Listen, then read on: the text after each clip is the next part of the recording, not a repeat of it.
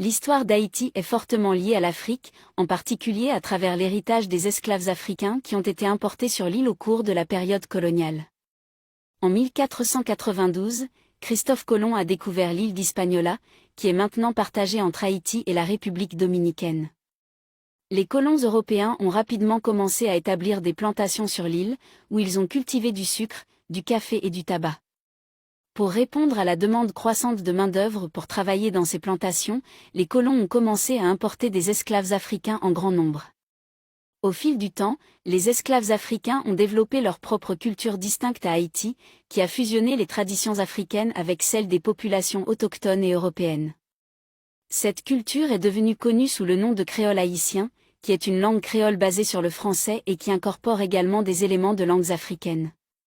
Au cours du XVIIIe siècle, les esclaves africains ont commencé à se rebeller contre leurs maîtres coloniaux, conduisant finalement à la révolution haïtienne de 1791 à 1804.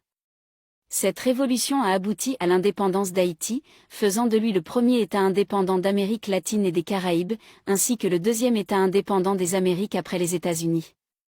Le mouvement pour l'indépendance d'Haïti était dirigé par des leaders noirs, dont Toussaint Louverture et Jean-Jacques Dessalines, qui étaient des descendants d'esclaves africains. Leurs succès militaires ont été rendus possibles en grande partie grâce à leur connaissance du terrain et de la tactique militaire, qui étaient en partie issus de leurs racines africaines. Aujourd'hui, Haïti est toujours profondément marqué par son héritage africain, qui est visible dans sa culture, sa langue et sa population.